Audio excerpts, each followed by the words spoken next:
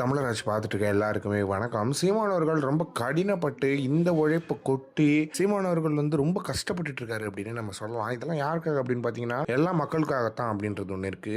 இந்த தூய அரசியலை மக்கள்கிட்ட கொண்டு போய் சேர்த்து இந்த மக்கள் அதை புரிஞ்சுக்க மாட்டாங்களான்ற இயக்கம் தான் அண்ணன் கிட்ட இருக்கு அப்படின்றது ரொம்ப கிளியரா தெரியுது. ஆனா அண்ணன் சீமானவர்களோட உடல்நிலை ரொம்ப நல்லா பார்த்துக்கணும் அப்படின்றது ஒன்று இருக்கு. ரொம்ப மோசமான வீட்டில் அடிச்சுட்டு இருந்துட்டு இருக்கு. ஆனா அண்ணன் அவர்கள் அதெல்லாம் பார்க்காம ஒரு இடங்களிலுமே 1 மணி நேரம் 2 மணி நேரம் பேசுறது எப்படின்றது தெரியல. இந்த நிலையில சாட்டை துரைமுருகன் சீமானவர்களுக்கு ஒரு வேன் ஒன்று கொடுத்திருக்காரு, பரிசு ஒன்று கொடுத்திருக்காரு. அந்த பரிசு ரொம்பவே நிகழ்ச்சி தர விஷயமா இருக்கு அப்படின்னு நம்ம சொல்லலாம். அந்த வேன்ல சீமானவர்களுக்கு அந்த பிரச்சார வண்டி தான் இந்த பிரச்சார வண்டி. அதுல சீமானவர்களுக்கு ஏசி போட்டு உள்ளேயே படுக்கிறதுக்கு இடம் முதற்கொண்டு எல்லாமே போட்டு சூப்பரா பண்ணியிருக்காங்க அப்படின்றது ஒண்ணு இருக்கு. இந்த வண்டியை சீமானவர்களுக்கு சாட்டை துரைமுருகன் பரிசா வழங்கியிருக்காரு அப்படின்றது ஒண்ணு இருக்கு. அதாவது சீமானவர்களுக்கு இல்ல, கட்சிக்கு பரிசு வழங்கியிருக்காரு அப்படின்றது ஒண்ணு இருக்கு. எனவே சீமானவர்கள் ஒரு வாட்டி கார்ல ஏறி மாறி மாறி போய் ஒரு இடத்துலயும் பேசணுன்ற அவசியம் இல்லை அப்படின்றது ஒண்ணு இருக்கு. இந்த வண்டியிலேயே படுக்கை அறை கொண்ட வசதிகளும் இருக்கிறதுனால சீமானவர்கள் இந்த வண்டியிலேயே படுத்துட்டு எங்கனாலும் போலாம் அப்படின்றது ஒன்று இருக்கு. ஏன்னா